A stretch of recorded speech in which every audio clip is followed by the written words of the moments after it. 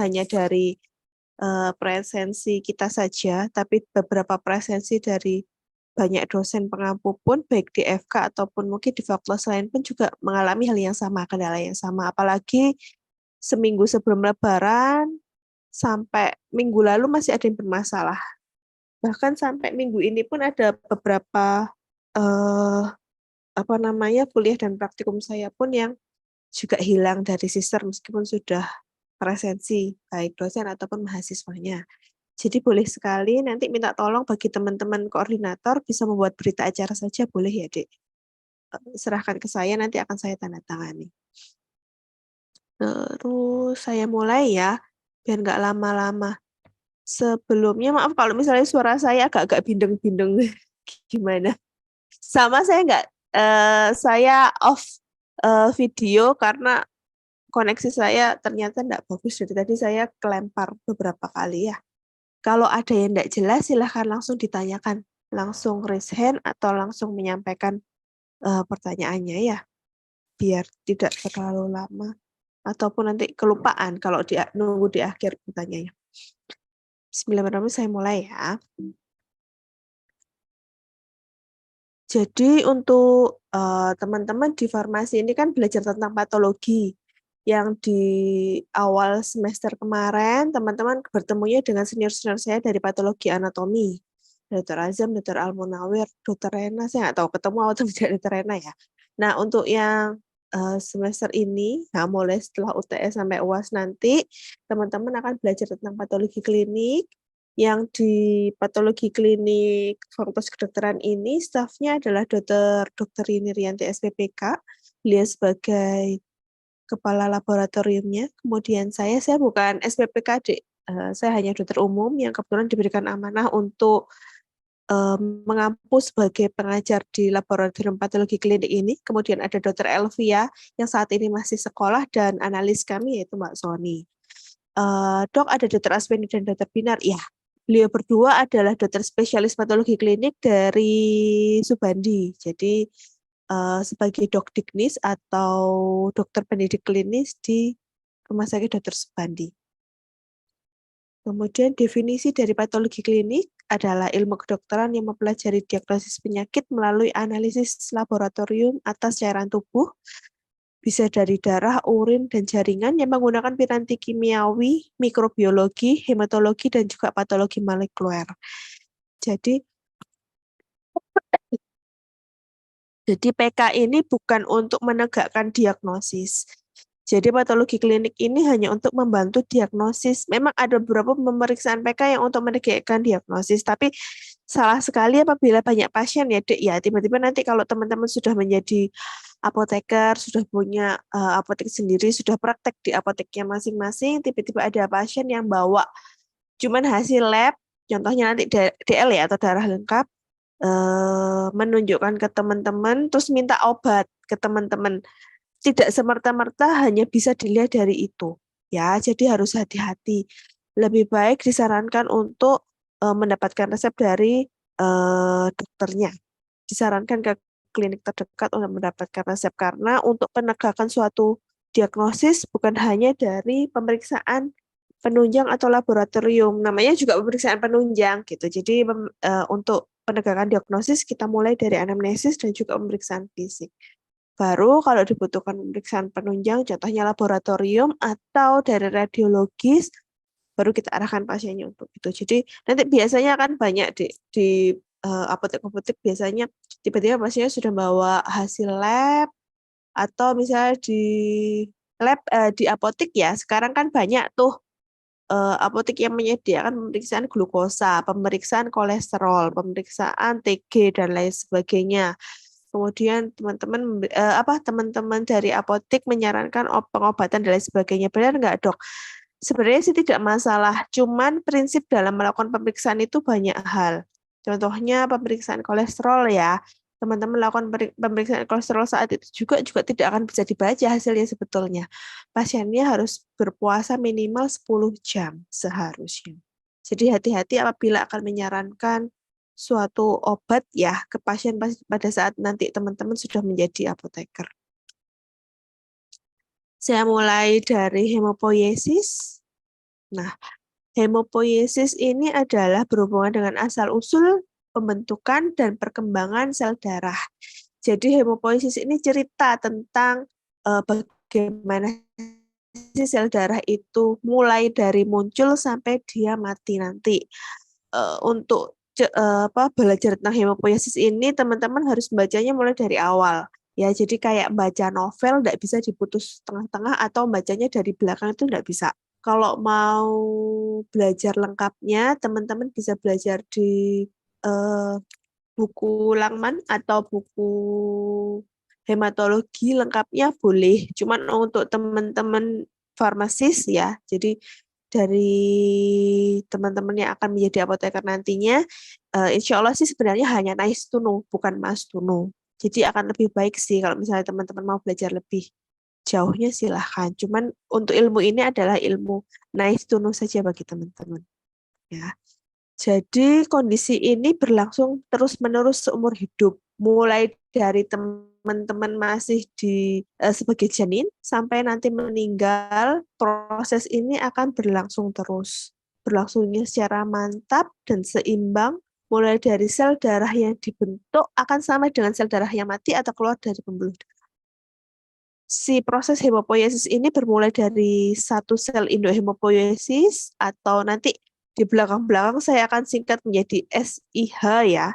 Jadi sel endohemopoietik singkatannya ya, yang bersifat totipoten atau pluripoten dengan ciri utama dapat berproliferasi, berdiferensiasi, dan maturasi sel darah merah menjadi unipoten. Jadi stem cell sama seperti stem cell ya, tapi stem cell yang toti atau pluripoten. Hemopoiesis bisa dibagi berdasarkan waktu ataupun tempat terbentuknya. Kalau berdasarkan waktu dibagi menjadi dua, yaitu prenatal dan juga postnatal. Kalau pre ya berarti sebelum lahiran, postnatal ya berarti setelah kelahiran. Kemudian terbentuk berdasarkan tempat terbentuknya dibagi menjadi dua, yaitu intra dan juga ekstramedular. Kalau intramedular berada di dalam subsum tulang, ekstramedular berarti organ-organ di luar subsum tulang. Berdasarkan prenatal terdapat 3 stadium ya, mulai dari mesoblastik, hepatik, dan juga mieloid. Kalau mesoblastik terjadinya di yolk sac janin berusia 2 minggu, didominasinya eritroblas primitif atau eritrosit berinti dengan hemoglobin embrio. Jadi normalnya sebenarnya eritrosit itu kan nggak berinti, tapi untuk stadium mesoblastik ini dia masih berbentuk eritroblas, jadi masih ada intinya.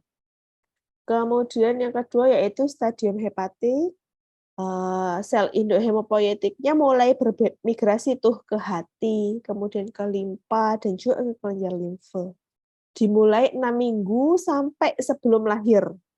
Di hepar ya, di hepar mulai dari 6 minggu sampai sebelum lahir, merupakan penghasil sel darah merah utama, terutama eritrosit tidak berinti dengan hemoglobin fetal dan juga sel darah yang lain. Jadi bukan hanya eritrosit saja, leukosit dan juga trombosit dia juga menghasilkan si hepar ini.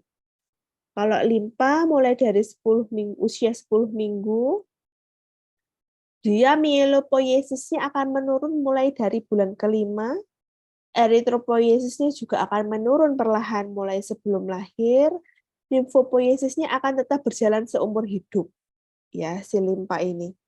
Kalau si timus sejak awal merupakan pusat limfopoiesis dan menghasilkan sel endohemopoietik limfosit T. Jumlahnya sedikit tapi dia sangat penting bagi imunologi seluler. Si timus ini dia penting pada imunologi apalagi pada anak-anak ya, Dek. Pada usia-usia remaja, dia rudimeter, si timus akan menghilang dengan sendirinya. Kalau misalnya pada masih masa anak-anak sampai remaja timusnya sudah bermasalah, pasien ini akan lebih sering mengalami infeksi atau peradangan. Jadi dia penting sekali karena memang sebagai pusat limfopoiesis. Kemudian stadium mieloid dimulai dari usia 5 bulan sampai seumur hidup. Dia permanen dan selalu bermigrasi ke jaringan lain. Disebut juga sebagai hemopoiesis intramedular Dan proses granulopoiesisnya akan lebih besar daripada eritropoiesis. Granulopoiesis itu pembentukan sel-sel yang bergranul. Jadi contohnya adalah leukosit, semua jenis leukosit dan juga trombosit. Ya, eritropoiesis ya pembentukan si eritrosit. Ini adalah ringkasannya ya. Jadi ringkasannya mulai di fetus atau pada saat masih di dalam kandungan mulai usia 0 sampai 2 bulan, tempatnya berada di yolk sac, 2 sampai 7 bulan berada di hepar atau liver dan juga spleen atau lien ya. 5 sampai 9 bulan berada di sumsum tulang atau bemiru. Kemudian bayi baru lahir di sumsum tulang, di semua tulang. Kalau sudah dewasa dia di sumsum tulang tapi di tulang-tulang yang pipih. Ya. Kemudian untuk postnatal, semua sel darah, mulai dari granulopoiesis, eritropoiesis, dan juga trombopoiesis dibentuk di sumsum tulang atau kita sebutnya intramedular. Kecuali limfosit. Limfosit tetap dibentuknya di limpa, kelenjar limfo, dan timus, yaitu organ-organ itu yang kita sebut dengan ekstramedular. Organ yang terlibat hemopoiesis, yang pertama adalah sumsum tulang. Kalau anak di tulang panjang dan tulang pipih atau semua tulang ya, practically-nya di semua tulang. Kalau dewasa hanya di tulang-tulang pipih saja. Untuk hepar atau hati, prenatalnya dia sebagai organ utama pembentuk sel darah.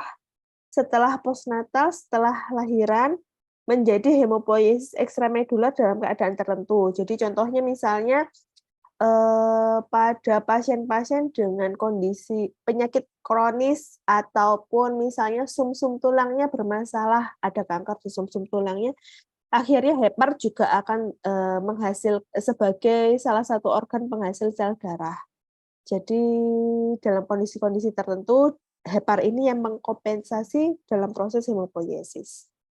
Hepar juga sebagai tempat cadangan vitamin, Fe, dan juga tempat fagositosis. Kemudian limpa, prenatalnya akan membentuk sel darah, sama seperti hepar, postnatalnya membentuk sel plasma dan juga limfosit. Dia seumur hidup ya, dia tempat sebagai pembentukan sel plasma dan juga sel limfosit sebagai salah satu sel imun. Kemudian tempat cadangan Fe dan hasil-hasil metabolisme, destruksi sel darah, penyimpanan sel darah, dan juga fagositosis. Untuk kelenjar limfe, dia membentuk limfosit dan juga imunoglobulin, RES, membentuk sel darah dan juga fagositosis. Untuk lambung, dia akan menghasilkan faktor intrinsik. Faktor intrinsik ini penting untuk faktor pembekuan darah. Nggak usah nagih-nagih belajarnya, nggak apa-apa. Karena ini kan memang nice to know ya bagi teman-teman. Kalau ingin tahu apa sih dok faktor intrinsik itu, teman-teman bisa belajar di hematologi lebih lanjutnya. Faktor-faktor yang mempengaruhi hemopoiesis ada 3, yaitu yang pertama humoral, lingkungan mikro, dan juga intrinsik. Nah, humoral ini contohnya adalah hormon-hormon yang merangsang si organ-organ tempat hemopoiesis untuk menghasilkan sel darah. Ada eritropoietin ya untuk merangsang pembentukan eritrosit, kemudian granulopoietin untuk si granul ya, yang sel-sel bergranul, contohnya leukosit, golongan si leukosit, dan juga trombopoietin untuk trombosit. Lingkungan mikro mulai dari jaringannya mulai dari jaringan hepar, limfatimus, dan sumsum tulang. Kalau misalnya ada yang rusak sih di lingkungan mikro ini, paling gampangnya misalnya patah tulang ya, paling simpel patah tulang tepat di sumsum tulangnya akhirnya mengalami kerusakan, ya dia akan mempengaruhi proses hemopoiesis juga. Kemudian faktor intrinsik, faktor-faktor yang ada di sel darah. Contoh paling simpelnya adalah Fe. Begitu Fe-nya berkurang pun juga akan pasiennya juga bisa mengalami anemia dan juga akan mempengaruhi proses hemopoiesis yang lainnya. Ini adalah bagan dari hematopoietic stem dan juga sel-sel progenitornya. Jadi dimulai dari stem sel yang pluripoten atau totipoten, dia akan berdiferensiasi menjadi 2. bisa memilih ya, diferensiasinya bisa jadi mieloid progenitor atau yang limfoid. Jadi 2 mieloid ataukah yang limfoid. Kalau yang limfoid dia pasti akan berdiferensiasi menjadi limfosit. Ujung-ujungnya dia akan menghasilkan limfosit ataupun NK sel. Kalau yang mieloid dia bisa menjadi eritrosit, trombosit atau golongan dari si leukosit, monosit, neutrofil, eosinofil ataupun basofil. Lebih lengkapnya ini, ya lebih lengkapnya ini. Kalau bisa sih dihafalkan ya. Jadi dari pluripotent stem cell bisa berdiferensiasi menjadi myeloid stem cell ataupun lymphoid stem cell atau dia bisa menjadi self-renew kalau misalnya lingkungan di sekitarnya membutuhkan sel jaringan lain. Ya, jadi pluripotent stem cell ini tidak mesti selalu semuanya menjadi semieloid atau limfoid atau tidak selalu semuanya menjadi sel darah. Kalau pada kondisi lingkungan di tubuhnya membutuhkan dia menjadi jaringan tulang, ya dia pasti akan berdiferensiasi menjadi jaringan tulang atau jaringan otot, jaringan syaraf dan lain sebagainya. Jadi yang diambil ya, kalau teman-teman sekarang kan sudah banyak nih lagi musim pengobatan menggunakan stem cell. Yang diambil untuk pengobatan itu adalah jenis stem cell yang pluripotensial ini atau totipotent sehingga dia masih bisa diarahkan direkayasa lingkungannya sebagaimana mestinya sehingga dia bisa bertumbuh dan berkembang menjadi sel atau jaringan yang dibutuhkan oleh tubuhnya. Jadi itu yang diambil ya. Nah, kalau sudah menjadi mieloid atau sudah menjadi lymphoid stem cell, maka dia akan proliferasinya akan tetap menjadi sel darah. Ya, sama yang seperti saya sampaikan tadi, kalau mieloid dia bisa ujung-ujungnya akan milih nih menjadi eritrositkah, trombositkah, neutrofil, monosit, eosinofil, atau si basofil. Kalau masuk ke lini limfoid, maka dia akan menjadi limfosit, baik mau B sel atau T sel atau plasma atau NK sel. Jadi pilihannya ada itu. Kenapa sih dok penting untuk mempelajari ini? Jadi pada pasien-pasien kalau terjadi keganasan, paling simpelnya teman-teman pasti sering ya nonton film leukemia. Nah, pengobatan leukemia itu susah-susah gampang. Dan pengobatan masing-masing jenis leukemia itu banyak banget. Leukemia ini adalah kanker darah ya. Kanker darah dibedakannya dari sini. Dia bentuknya mieloid kah atau limfoid kah? Pengobatannya tergantung itu. Mau pakai kemoterapi kah, mau pakai radioterapi kah, atau mau pakai dua-duanya adalah tergantung dari jenisnya. Oleh karena itu penting sekali mempelajari ini semua. Itu ya. Terus gangguan hemopoiesis yang pertama gangguan pada sel induknya, bisa terjadi keganasan, bisa terjadi disfungsi atau defisiensi. Contohnya yang defisiensi di sini adalah anemia aplasia atau imunodefisiensi. Kalau imunodefisiensi ya total ya, baik secara yang didapat, contohnya yang didapat adalah paling simpel sih HIV/AIDS ya, imunodefisiensi atau memang secara turunan kongenital imunodefisiensinya. Jadi banyak sekali. Kalau misalnya sudah sel induknya yang bermasalah, misalnya terjadi keganasan, maka proses hemopoiesisnya akan terganggu secara keseluruhan. Proses pembentukan sel darahnya baik mulai dari eri, leuko ataupun trombosit akan terganggu. Atau gangguan pada organ tempat hemopoiesisnya. Misalnya contohnya tadi kerusakan sumsum tulang. Paling simpel yang seperti yang saya sampaikan tadi, patah tulang tuh. Proses penyembuhannya tidak sempurna sehingga menyebabkan terbentuknya jaringan-jaringan fibrosis di daerah sumsum tulangnya. Akhirnya terganggu juga sih pabriknya sel darah, terganggu juga akhirnya sih hemopoiesisnya. Gangguan bahan-bahan untuk hemopoiesis, nutrisi, hormon, ataupun bahan beracun. Paling simpel ya, seusia teman-teman nih ya. Seusia teman-teman yang ngekos biasanya ya. Kalau yang hidup bersama orang tua, tinggal di rumah, insya Allah gizinya terjamin. Gizinya terjamin ya. Biasanya pada anak-anak kos kan bervariasi sekali makanannya ya, mau rasa soto, rawon, dan lain sebagainya, tapi dalam berbentuk mie atau indomie. Akhirnya banyak sekali mbak-mbaknya atau mas-masnya yang usia segini datang-datang dengan gampang ngantuk lah, ya, lemes lah, tidak bergairah belajar lah, banyak hal sih sebenarnya yang nggak bergairah belajar, mulai dari males atau memang anemia. Nah, paling seringnya adalah anemia defisiensi nutrisi pada usia-usia teman-teman seusia teman-teman, karena banyak hal ya, picky eaters dan lain sebagainya. Anak-anak usia balita juga banyak sekali yang mengalami anemia defisiensi nutrisi karena GTM atau gerakan tutup mulut. Mereka juga makannya maunya cuma satu jenis, contohnya cuma nasi sama kecap atau nasi sama kerupuk. Kebanyakan anak-anak usia segitu juga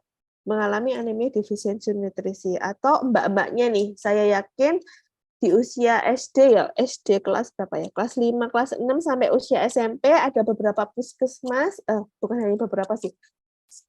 Di tempatnya masing-masing, di kotanya masing-masing pasti teman-teman dikasih suplementasi tablet Fe. Ya, salah satunya untuk menghindari anemia defisiensi nutrisi ini. Menyiapkan organ-organ reproduksi teman-teman, mbak-mbaknya, untuk siap pada saat nanti teman-teman hamil dan juga melahirkan. Contohnya itu ya. Penyebab perubahan darah yang pertama pasti adanya perdarahan atau adanya kerusakan sel atau redistribusi sel ataupun adanya perubahan dari proses hemopoiesis. Nah, untuk parameter aktivitas hemopoiesis yang dilihat adalah pertama adalah jumlah retikulosit, jumlah trombosit, dan juga jumlah neutrofil.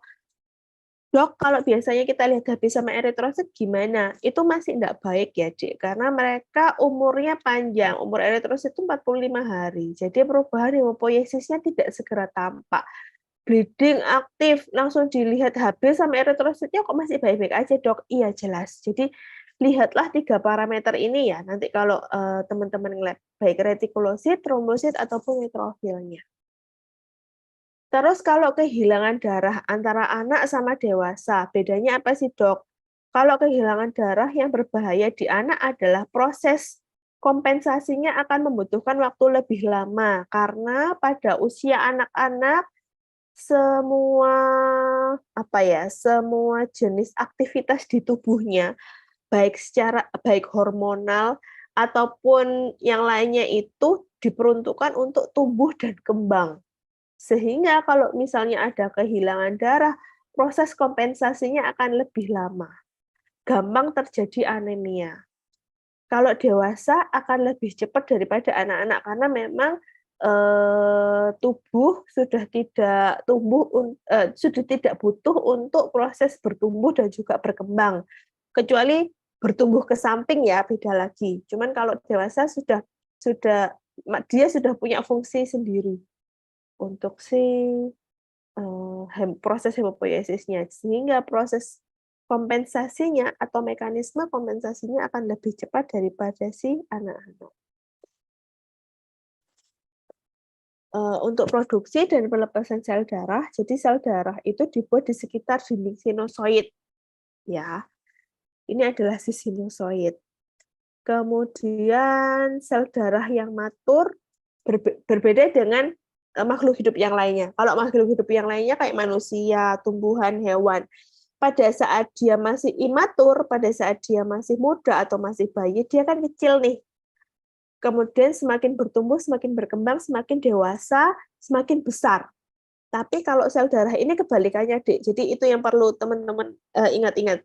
Kalau sel darahnya masih belum matur, sel darahnya masih imatur, dia sel darahnya masih bayi, maka selnya akan besar, lebih besar. Semakin matur, semakin dia dewasa, semakin perkembangan dan pertumbuhannya semakin baik, sel darah ini semakin lama akan semakin kecil. Jadi baik semua lini ya, baik mulai dari eri, trombo, ataupun leuko pada saat masih baru dihasilkan, dia selnya pasti akan besar-besar. Kalau sudah mengalami maturasi, dia selnya akan menjadi kecil-kecil. Nah, begitu sel darahnya sudah kecil, dia bisa masuk nih ke celah-celah endotelnya, masuklah ke pembuluh darah. Jadi masuklah ke jaringan peredaran darah perifer.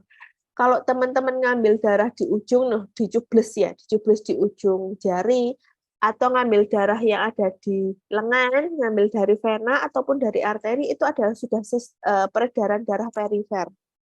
Peredaran darah utamanya adalah ya di sumsum tulangnya, gitu ya. Jadi kalau sudah masuk ke pembuluh darah, dia seharusnya yang diambil munculnya harusnya adalah sel-sel darah yang sudah matur. Kalau menemukan sel darah yang imatur atau sel yang masih gede-gede di peredaran darah, berarti sudah ada kelainan di proses hemopoiesisnya. Paling banyak apalagi kalau sudah menemukan blast ya, sel blast atau ya eritroblast, kemudian normoblast dan lain sebagainya, berarti kemungkinan besar ada keganasan di sel darahnya. Kemudian contohnya ini, bila terjadi pelebaran celah endotel, misalnya akibat endotoksin, maka sel darah yang banyak yang masuk ke sinusoid, termasuk sel darah yang imatur dan terdapat di aliran darah. Banyak hal. Oleh karena itu, begitu sudah keluar, pada saat melakukan pemeriksaan hapusan darah tepi, ditemukan sel darah yang imatur, harus dievaluasi dengan melakukan aspirasi sumsum tulang. Betul nggak sih terjadi perubahan pergeseran lini dari hemopoiesisnya. Kemudian pemeriksaan sumsum tulang bisa tampak perubahan dari sumsum tulangnya awalnya bisa dilihat dari hapusan darah tepinya atau kita singkatnya HDT. Seperti yang saya sampaikan tadi, kalau misalnya nih, jadi nanti ya pada saat teman-teman seorang klinisi pada saat melihat hasil pemeriksaan darah lengkapnya bermasalah, misalnya leukositnya kok sedikit sekali leukopenia ataupun anemia, HB-nya rendah banget, eritrositnya sedikit banget, trombositnya juga sama atau kebalikannya, semuanya tinggi sekali, pasti klinisi akan meminta pemeriksaan hapusan darah tepi. Dilihat sel apa sih yang bermasalah. Nah, di pemeriksaan darah tepi ini kita bisa mengevaluasi mulai dari bentuk, jenis, kemudian dari besar kecilnya ya, ukuran si selnya, baik dari eri, leuko, ataupun trombo. Tapi si HDT ini tidak selalu jelas, Dek. Karena HDT kan hanya diambil pada suatu saat tertentu ya. Sedangkan pada saat darah yang sudah masuk ke perifer, dia mempunyai umur tersendiri. Sehingga diperlukan pemeriksaan aspirasi sumsum tulang. Indikasinya ini adalah membuat diagnosa, memperkuat diagnosa, mengetahui penyebaran penyakit dan follow up terapi dan persiapan terapi. Seperti yang saya sampaikan tadi, patologi klinik, ilmu di patologi klinik atau pemeriksaan penunjang yang dikerjakan oleh spesialis patologi klinik ini hanya untuk membantu diagnosa. Tetapi beda kalau sumsum tulang ini aspirasi sumsum tulang dan hasil dari hapusan sumsum tulang ini bisa menegakkan diagnosa. Jadi pemeriksaan ini adalah pemeriksaan untuk penegakan diagnosa. Oleh karena itu penting sekali. Kalau klinisi sudah minta nih ya, kalau misalnya spesialis penyakit dalamnya sudah minta atau spesialis yang lainnya minta untuk dilakukan pemeriksaan sumsum tulang, mereka sudah berpikir 1000 kali, Dik, karena pemeriksaan ini menyakitkan. Pemeriksaan ini membutuhkan intervensi yang luar biasa. Lokasi aspirasinya di sternum ataupun di kista iliaka posterior. Di sternum ini tulang dada ya. Di tulang dada bayangkan teman-teman ya, pasien ini harus dibor, Dek. Kan sumsum tulang ini berada di tengah-tengah tulang ya. Kalau teman-teman pernah makan bakso sumsum, nah itu kan tulang tuh kan keras banget. Dalamnya adalah berongga. Ada organ yang berongga, kemudian Kalau teman-teman makan sumsum di bakso itu kan ada yang kayak lemak-lemak ginjur-ginjurnya. Nah, itu adalah sumsumnya. Jadi, itulah yang diambil, yang diaspirasi dilakukan pemeriksaan. Bayangkan kan kita harus buat suatu luka ya di tulang itu sehingga kita bisa nyedot si sumsumnya agar kita bisa melakukan hapusan. Itu menyakitkan sekali. Oleh karena itu, kalau si klinisi yang sudah minta dilakukan pemeriksaan ini benar-benar dibutuhkan berarti ya, Dik ya. Dan pemeriksaan ini adalah untuk pemeriksaan penegakan diagnosa. Kemudian darah tepi. Darah tepi terdiri dari eritrosit, leukosit, baik eosinofil, basofil, neutrofil, limfosit, dan juga monosit, dan juga trombosit. Yang berada di darah tepi ini semuanya adalah sel matur. Seharusnya semuanya adalah sel matur. Kalau ada sel imatur yang tiba-tiba nyelonong nih di darah tepi, berarti ada permasalahan kesehatan di pasien itu. Teman-teman harus mengetahui adanya istilah-istilah pansitopeni. Nah, kalau pansitopeni ini adalah semua lini baik eri, leuko, sama trombositnya berkurang dari jumlah yang seharusnya. Jadi dia akan mengalami anemia, leukopenia, dan trombositopenia. Jadi kita sebutnya adalah pansitopeni. Kalau polisitemia adalah eritrositnya berlebihan, lebih dari jumlah yang seharusnya, ada yang primer atau vera ataupun sekunder. Kalau normoblastosis, jadi normoblasnya berlebihan keluar di darah tepi. Ada shift to the left dan juga shift to the right. Apa ini penting kalau nanti teman-teman sudah bisa baca hapusan darah ya. Saat ini nice saja sih. Dari eritrosit ya, deret eritrosit, imatur, dia muda dan berinti, contohnya adalah normoblas atau eritroblas. Kalau matur, dia sudah nggak berinti. Contohnya adalah retikulosit dan juga eritrosit. Jumlah eritrosit dalam darah tepi ditentukan oleh umurnya kurang lebih 120 hari, kemudian jumlah eri yang hilang, ataupun jumlah eritrosit yang dihasilkan sumsum tulang. Kalau nomor 1 sama 2 lebih besar daripada nomor 3, maka pasien ini akan mengalami anemia. Kalau kebalikannya, maka pasien ini mengalami polisitemia. Teman-teman sudah pernah belajar ya tentang eritrosit mulai dari SMP, diulang lagi di SMA, sekarang diulang lagi saat ini. Bentuk eritrosit bulat, bikonkav, ya.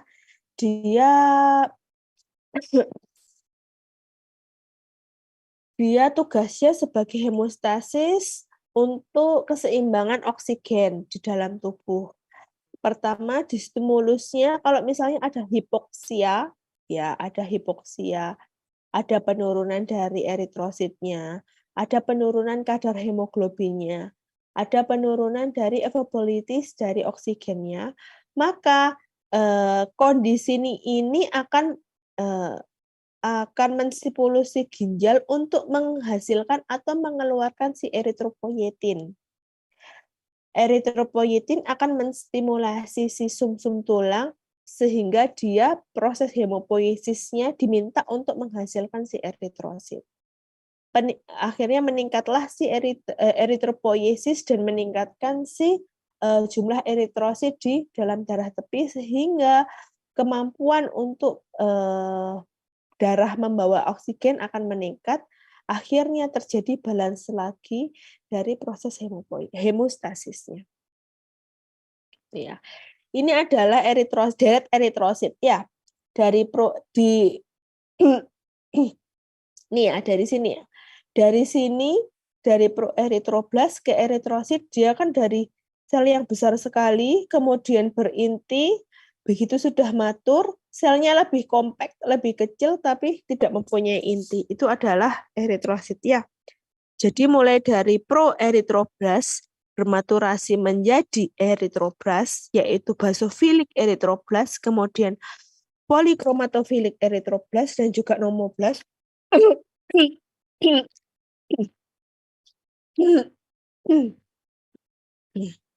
Kemudian dia akan mengeluarkan si nukleusnya, bermaturasi dengan mengeluarkan nukleusnya, kemudian menjadi si retikulosit. Dari sini dia akan masuk ke sistem sirkulasi atau peredaran darah tepi menjadi sel darah merah yang matur atau eritrosit yang matur. Kemudian retikulosit itu adalah eritrosit yang masih mengandung fragmen-fragmen RNA. Jadi kalau teman-teman lihat dari gambar ini, kalau eritrosit yang matur kan bentuknya bulat, bikonkav, tidak ada bintil-bintilnya sama sekali di dalam sitoplasmanya. Tapi kalau teman-teman nanti pada saat di mikroskop melihat ya bentuknya bulat nih, sitoplasmanya sitoplasma eritrosit. Tapi kok ada bintil-bintilnya, berarti ini adalah retikulosit.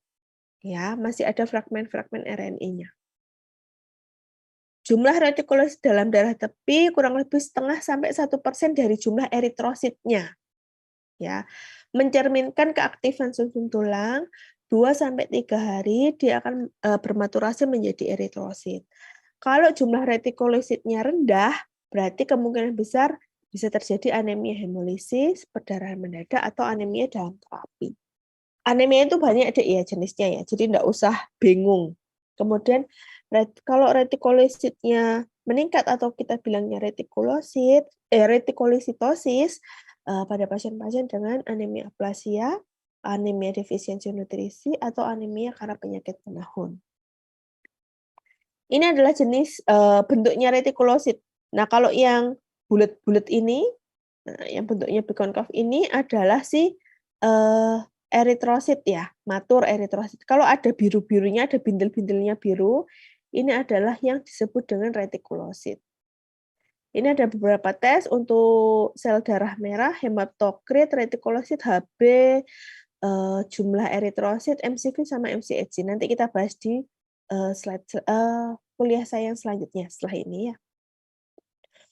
Kemudian granulopoiesis. Granulopoiesis itu pembentukan dari leukosit, lini leukosit ya, mulai dari pluripotent stem cell, jadi myeloid stem cell, ke CF sugem dan lain sebagainya membentuk myeloblast, promyelosit, myelosit, metamyelosit, dan juga menjadi polimorfonuklear neutrofil. Ini adalah contohnya yang neutrofil ya. Jadi teman-teman lihat ya, mulai dari stem cell gede banget, bermaturasi, lama-lama bermaturasi menjadi sel yang kecil dan juga semakin matur. Ini contohnya adalah yang step neutrofil.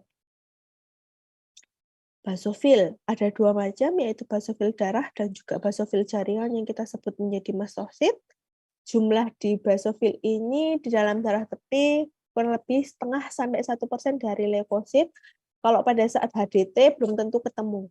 Ya, dia berperan dalam reaksi alergi untuk degranulasi histamin, tripsin, heparin, dan lain sebagainya. Bentukannya seperti ini. Jadi si basofil ini dia bintil-bintil, granulnya besar-besar. Ya, kalau dilihat dari mikroskop dia berbentuk bulat, granulnya besar-besar. Jadi ini ada intinya Dek sebenarnya. Cuman granulnya kalau saya bilangnya ya biar gampang, granulnya ini enggak sopan. Granulnya sampai nutupin si intinya sehingga kadang-kadang kita tidak bisa melihat intinya. Jadi bentukannya tergantung dari pengecatan ya, baik tidaknya pengecatan. Kadang kalau ini kan kalau yang di slide saya berbentuknya berwarnanya ungu ya, pink keunguan. Tapi kadang-kadang ada yang berwarna coklat kehitaman. Jadi tergantung dari si granulnya nyerap zat warnanya. Lifespan-nya dalam darah tepi kurang lebih 10–15 hari. Kemudian eosinofil dalam darah tepi kurang lebih 1–3% dari jumlah leukosit, berperan untuk menetralkan mastosit dan juga basofil dengan cara mendegranulasi antihistamin, peroksidase, dan lain sebagainya. Ciri utamanya adalah dia mempunyai inti 2 lobus dan berada dalam darah 6–8 jam. Ini adalah eritrosit ya. Kemudian ini adalah si eosinofil. Si eosinofil ini adalah si limfosit. Nah, eosinofil ini sama, dia granulnya kasar, sama kayak si basofil, tetapi dia granulnya tidak sampai menutupi si inti sel. Granulnya warnanya juga lebih santai daripada si basofil. Kalau basofil kan cereng banget ya, bahasa Jawanya sih cereng banget, kelihatan banget gitu loh. Maksudnya kalau basofil itu berlebihan, dia ungu-ungu banget, kalau enggak coklat kehitaman banget gitu. Kalau yang si eosinofil itu penyerapan warnanya lebih ke merah. Kadang-kadang di bawah mikroskop bisa kelihatan seperti orange. Jadi granul-granul kasar warnanya antara kemerahan sampai orange-orange kadang-kadang tergantung dari dia nyerap warnanya.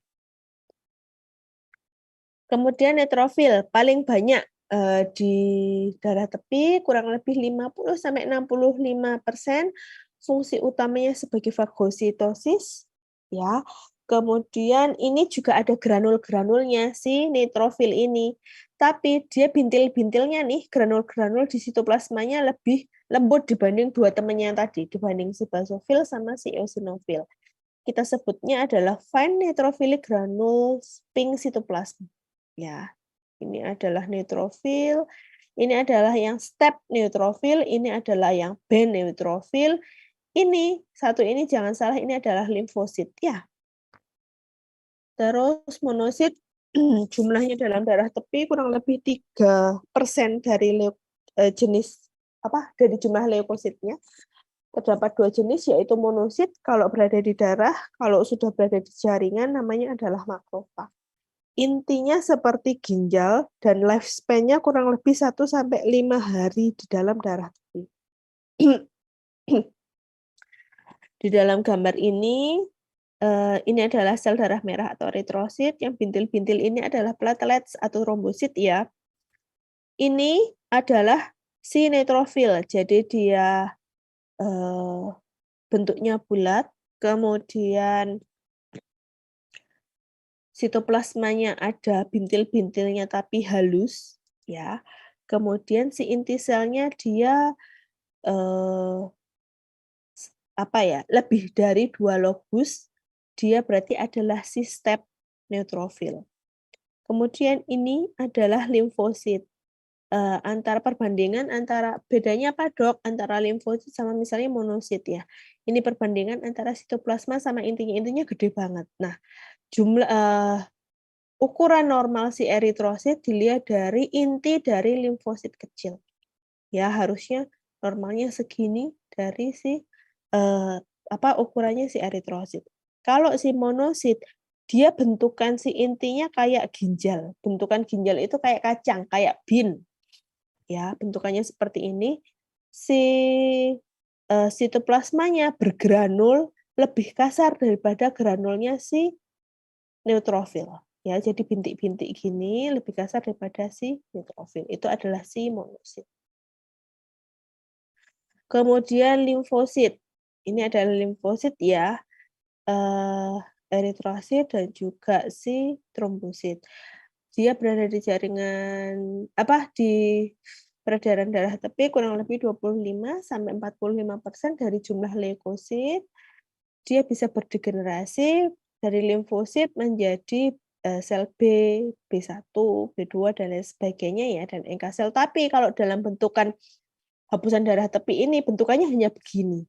Tidak akan bisa kita bedakan. Ini CD4 kah dok? Ini CDE kah dok? Tidak bisa. Jadi untuk bisa membedakan harus ada pemeriksaan lanjutannya. Ya. Kemudian trombosit yang terakhir, dia fragmen besarnya disebutnya adalah megakaryosit. Ini adalah megakaryosit. Satu megakaryosit bisa menghasilkan kurang lebih 4.000 trombosit atau 4.000 platelets ya. Dia penting untuk pembekuan darah. Terdegenerasi kurang lebih 9-12 hari dan dia distimulasinya dari hormon yang ada di hepar yaitu trombopoietin. Normalnya di dalam darah tepi kurang lebih 150-500.000.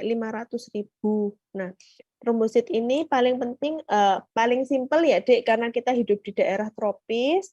Pada pasien-pasien dengan DHF atau demam berdarah, nama lainnya demam berdarah, yang kita lihat adalah trombositnya. Karena si virusnya dia bermain-main lah ya, kita bilangnya bermain-main dengan trombosit sehingga akan mengalami trombositopeni pada pasien-pasien dengan DHF. Jadi kita akan meminta untuk pemeriksaan darah lengkap serial pada pasien-pasien dengan DHF. untuk ngelihat si trombositnya ini. Karena kalau trombositnya rendah kurang dari 150.000 maka, proses pasien itu kemungkinan untuk terjadi perdarahan spontan akan besar sekali dan itu bisa mengancam jiwa si pasien tersebut, gitu sih. Untuk hemopoiesis sekian, mungkin ada pertanyaan dulu sebelum saya lanjutkan secara fisiologis, ibu hamil ini pasti kisaran HB-nya kisaran 10 sama 9. Nggak boleh sampai jatuh ke 8. 9 aja biasanya sudah warning, ya. Sudah kita warning ibu-ibunya untuk lebih banyak, diet ya, untuk meningkatkan kadar HB-nya atau kita suplementasi dengan tablet FE, gitu. Semua pun itu ada aturannya, jadi hati-hati ya. Untuk kalau misalnya HB-nya lebih dari normal, Dok, misalnya 20, 21, bisa jadi pasiennya dehidrasi. Jadi, pada saat kita lakukan pemeriksaan pasien dehidrasi sehingga seolah-olah HB-nya lebih dari normal atau memang dia mengalami polisitemia. Bisa dicari nanti yang vera ataupun yang sekunder, ya. Metode pemeriksaan kadar HB ada direct matching, alkali hematin, oksihemoglobin, cyanide hemoglobin ini gold standarnya ya. Dan juga asam hematin dengan cara Sahli. Yang saya jelaskan di sini yang cara Sahli ya. Prinsip benar. Oke. Prinsipnya yang untuk HB Sahli. Jadi gini Dek, untuk PK nanti bukan hanya kuliah saya ya, kuliah PK dengan senior-senior saya nanti dokter ini, dokter Arvin ataupun dokter Binar. Karena kita akan mengajari teman-teman cara kerja suatu pemeriksaan, jadi paling penting adalah teman-teman harus tahu prinsip kerjanya, sehingga gampang, ya. Harus tahu prinsip kerjanya, alat bahan, dan lain sebagainya. Itu paling penting prinsipnya dulu. Untuk metode asam hematin, pemeriksaan HB secara Sahli ini, HB darah kalau ketemu dengan HCl, dia akan berubah menjadi asam hematin dalam waktu kurang lebih sekitar 10 menit. Nah, kadarnya inilah yang akan diukur dengan membandingkan warna yang dihasilkan dengan warna standarnya secara visual. Saya yakin sudah praktikum deh teman-teman sama Bu Ika ya.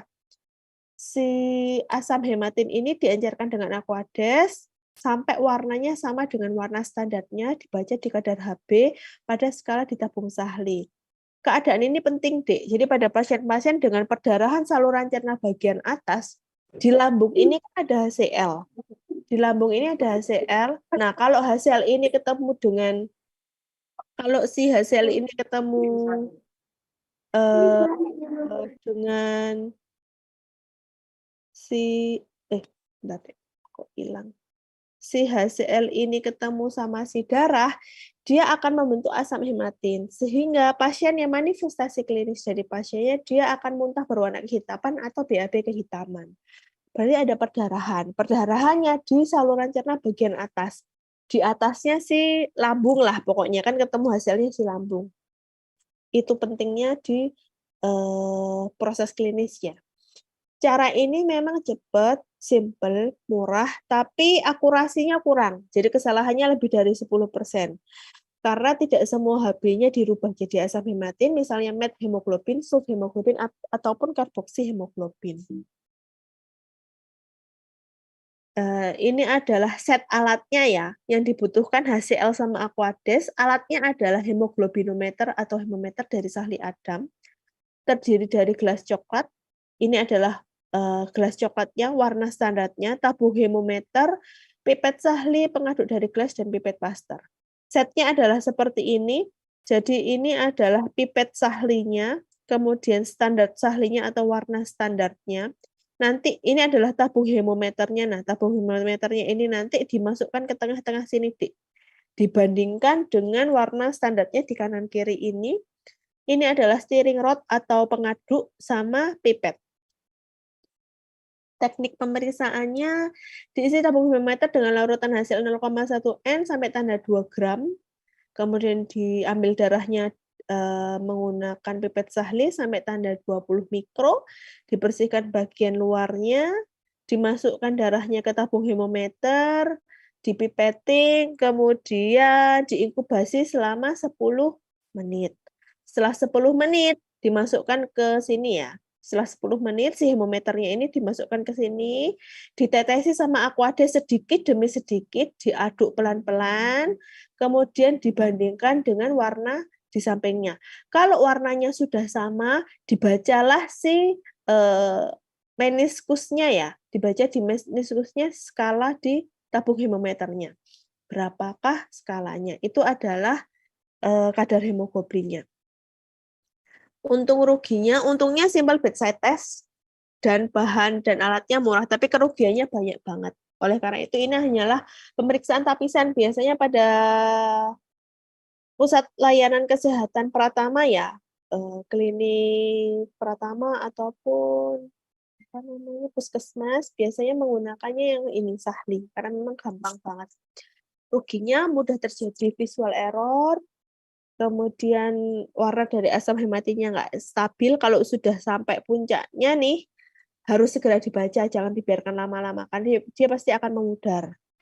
Kemudian komparatornya gampang memudar, karboksimet dan sulfhemoglobin nggak dapat dikonversikan jadi asam hematin, sehingga faktor kesalahannya relatif besar, yaitu 5-10%. Kemudian kesalahan akibat alat, volume darahnya nggak tepat 20 mikro, warna standarnya sudah berubah, atau kadar HCl-nya sudah berubah. Biasanya kadang-kadang kita nggak ngecek ya, tiba-tiba HCl-nya sudah kadaluarsa aja. Jadi harus hati-hati, selalu dicek selalu. Kemudian akibat pemeriksa teknik pengambilan darahnya tidak baik, terjadi hemokonsentrasi contohnya, atau penglihatan pemeriksa yang nggak normal, atau sudah lelah, sudah baca banyak banget ya, sehingga udah capek, bisa terjadi karena bias ataupun paralaks. Hematokrit, prinsip pemeriksaannya adalah darah dengan antikoagulansia dimasukkan ke suatu tabung tertentu, kemudian diputar atau disentrifius, sehingga sel darahnya memadat.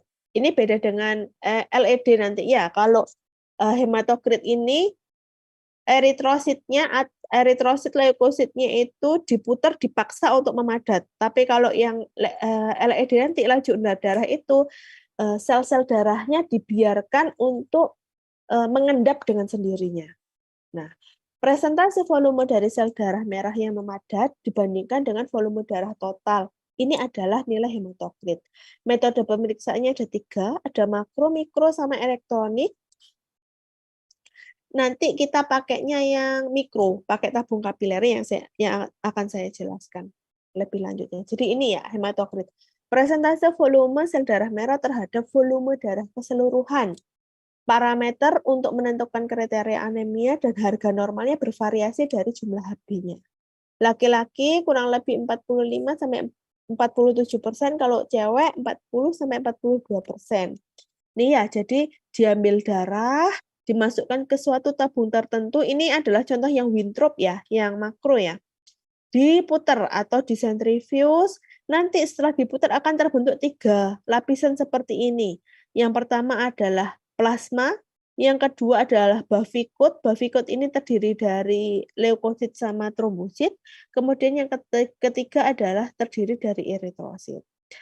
Yang dihitung, gimana dok cara ngitung hematokritnya? Jadi hematokritnya adalah berapa sih tinggi eritrosit ini dibagi dari jumlah totalnya dari sini ke sini dikali 100%. Jadi keluar hasilnya adalah dalam prosentase. Ini adalah normalnya. Normalnya kisarannya antara 40-47 lah ya, seperti ini. Kalau misalnya eritrositnya dia terlihat lebih sedikit daripada plasma, maka kita sebut dia pasien-pasien dengan anemia, atau kebalikannya, maka pasiennya mengalami polisitemia. Kalau HCT-nya meningkat, maka bisa terjadi ada peningkatan dari sel darah merahnya pada sini ya, polisitemia kah, atau penurunan volume plasma pada pasien-pasien dengan dehidrasi. Contohnya. Kalau misalnya hematokritnya menurun pada pasien-pasien dengan anemia sudah jelas ya, atau mengalami dilusi. Dilusi itu pada pasien-pasien yang masuk infus, Dek. Jadi teman-teman sudah infus, terus baru diambil darahnya, maka seolah-olah hematokritnya akan rendah. Padahal sudah terjadi proses dilusi atau pada pasien-pasien dengan mikrositosis. Ini menggunakannya metode mikro, ya, jadi alatnya pakai tabung hematokrit kapiler atau pakai tabung kapiler, malam, sentrifuge mikro, dan juga pembaca tabungnya. Ini adalah tabung kapilernya, ada 2 jenis. Yang satu ini ada heparinya, yang ini kosongan, yang nggak pakai heparin. Kemudian malam, sentrifuge mikro, dan juga pembaca hematokrit yang mikro. Tekniknya diambil darahnya, ditusuk di ujung darah, di ujung jari boleh. Kalau mau ditusuk di ujung jari, pakai yang cup ini ya, yang ada heparinya. Tapi kalau misalnya teman-teman sudah ngambil dari vena, sudah ada IgTE-nya, sudah ada antikoagulansianya, pakai yang tabung warna biru ini saja sudah boleh. Intinya adalah butuhnya adalah darah yang ada antikoagulansianya. Terus ditutup ujung bawah kapiler dengan malam, diletakkan tabung kapilernya ke sentrifuge, diputar 11.500 sampai 15.000 rpm selama 5 menit, dibaca dengan hematokrit reader. Kalau nggak punya hematokrit reader, boleh pakai penggaris. Ya, jadi ini ya, ditutup salah satu ujungnya pakai si malam, yang ada malamnya ditaruh di bagian luar, kemudian diputar, dibacanya di pembacanya. Kalau enggak punya pakai penggaris. Ya, jadi tadi kan perbandingannya berapa sih panjang dari sini dari bavikut sampai ke eritrosit sini dibagi dengan jumlah total keseluruhan dikali 100% kalau pakai penggaris itu. Kalau pakai pembaca langsung dibaca saja berapa sih tengah-tengahnya ya yang berada di bavikutnya berapa persen. Faktor kesalahannya mulai dari samplingnya enggak oke, antikoagulansianya berlebihan, penyimpanan darahnya terlalu lama, kecepatan dan lain sebagainya, ini akan mempengaruhi dari hasil hematokritnya. Lanjut ke LED ya. Seperti yang sudah saya sampaikan tadi, kalau LED ini kita biarkan si sel darahnya ini mengendap perlahan dengan sendirinya. Yang diukur adalah kecepatan menurunnya atau kecepatan mengendapnya sel darah merah setelah sel darah merah terpisah dari plasma. Satuannya adalah milimeter per jam. Ada 3 fase pengendapan, yaitu yang pertama pembentukan rulo. Jadi rulo itu kayak tumpukan koin. Nempel-nempel tuh ya, sel darahnya nempel-nempel. Kalau dilihat di bawah mikroskop kayak tumpukan koin. Kemudian masuk ke fase kedua, fase pengendapan cepat, terus kemudian fase pengendapan lambat. Prinsipnya, darah vena dengan antikoagulansia tertentu dimasukkan ke dalam suatu tabung tertentu, kemudian dicatat kecepatan pengendapan dari eritrosit-eritrositnya. Metode pemeriksanya ada makro dan mikro. Nanti yang saya jelaskan yang makro ya, yang pakai cara Westergren. Harga normalnya tergantung dari tabung yang dipakai. Alat yang dipakai untuk yang cara Westergren ada 2, tabungnya sama siraknya. Ya. Antikoagulansianya bisa pakai asam sitrat 3,8% dengan perbandingan 0,2 mili antikoagulansia untuk setiap 0,8 mili darah. Atau kalau sudah tercampur dengan EDTA, darahnya dianjarkan dulu dengan NaCl 0,9% atau PZ. Jadi 4 bagian darah dikasih 1 bagian garam fisiologis atau PZ, 4:1. Tekniknya dihisaplah darahnya yang sudah diencerkan ya dengan si garam fisiologis tadi sampai tanda 0, ditaruh di raknya tegak lurus, udah dibaca. Dibaca 1 jam pertama, dan juga dibaca 1 jam kedua. Normalnya kalau laki-laki 2-13 mili per jam, kalau perempuan 2-20 mili per jam. Zaman dulu dihisap gini, Dek, sekarang enggak, sudah ada pipetnya sendiri untuk narik ya, untuk narik darahnya. Ditaruh di raknya, ditaruh tegak lurus. Faktor yang mempengaruhi LED mulai dari sel darahnya, ukuran sama bentuk.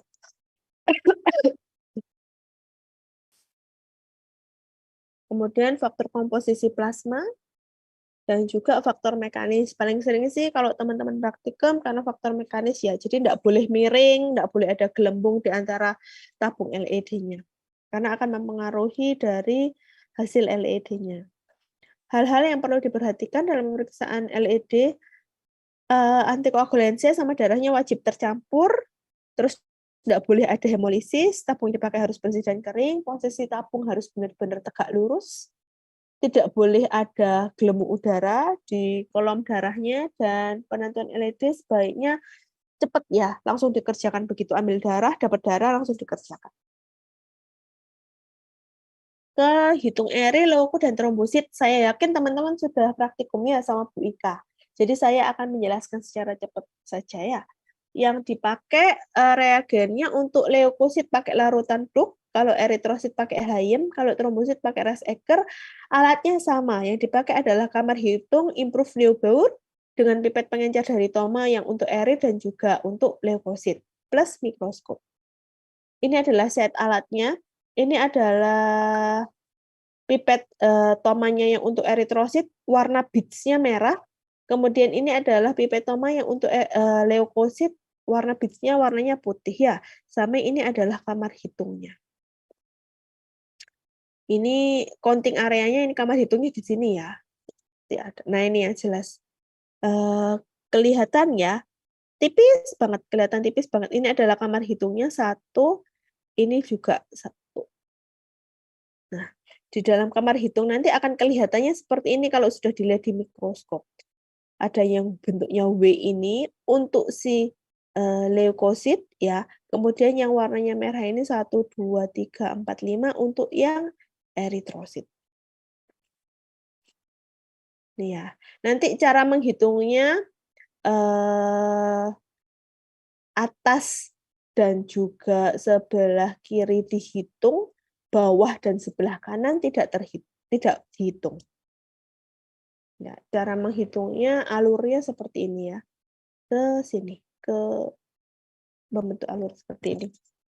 Untuk hitung eritrosit, jumlahnya ini nanti bisa dibaca sendiri. Reagensia yang dipakai adalah Hayem. Pakai kamar hitungnya Improved Neubauer, pipet pengencernya dari eritrosit, Thoma yang untuk eritrosit, beads-nya yang warna merah dengan skalanya yang 100 sampai 101. Kamar hitung yang dipakai adalah yang di tengah yang R ini, R.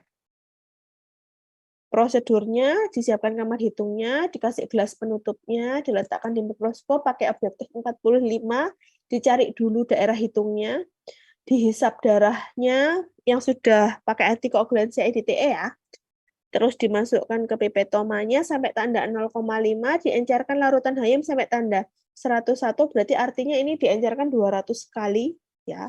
Dicampurkan dihomogenkan dengan si larutan Hayemnya dengan cara dikocok tegak lurus, arah tegak lurus, dibuang sedikit kurang lebih 4 tetes, baru ditaruh di kamar hitungnya. Hitungnya ini ya, sebelah kiri dan atas dihitung. Yang sebelah kanan sama bawah tidak dihitung.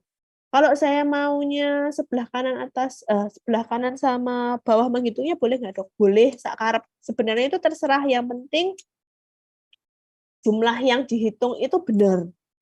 Nah, agar tidak salah, akhirnya dibuatlah aturan seperti ini. Yang dihitung sebelah kiri dan atas, sehingga tidak terhitung 2 kali dan semua terhitung. Ya gitu ya. Terus yang menyinggung garis batas berupa 3 garis sejajar, selnya tidak dihitung. Yang dihitung adalah yang sampai garis kedua saja. Gitu ya. Ini cara mengocoknya tegak lurus. Terus untuk kalkulasinya, sel yang didapatkan dikalikan 10.000. Penyebab kesalahannya mulai dari alat sama reagensianya nggak sempurna, kesalahan dari teknik pemeriksaan, kelelahan pemeriksa, ataupun ya besar kesalahannya kurang lebih 7,8.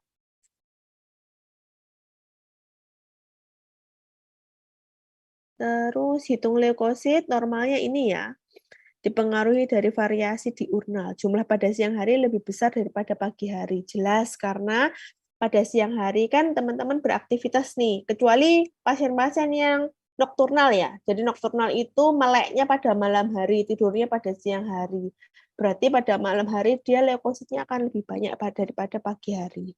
Jadi pada saat pagi hari baru bangun tidur, baru tubuh kan istirahat kurang lebih minimal 6-8 jam, leukositnya pasti akan rendah karena aktivitasnya tidak ada. Begitu tubuh sudah beraktivitas, di darah akan keluar leukosit yang lebih banyak.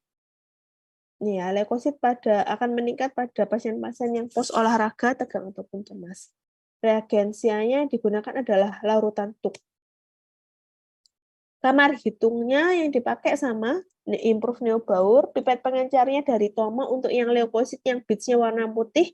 Ini bukan 101 ya, dilihat nanti yang 11, jadi bukan yang 101. Mohon maaf, ini salah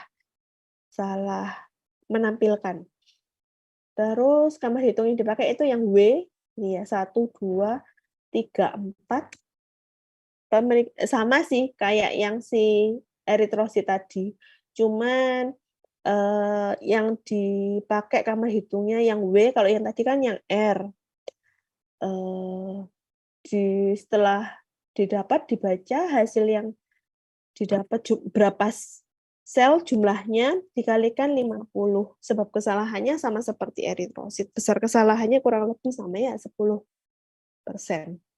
Untuk trombosit, kalau meningkat kita sebutnya trombositosis, kalau turun trombositopeni, penting untuk membantu diagnosa perdarahan, karena memang fungsi trombosit untuk faktor pembekuan darah. Cara hitungnya bisa cara langsung dengan kamar hitung ini atau tidak langsung dengan hapusan darah.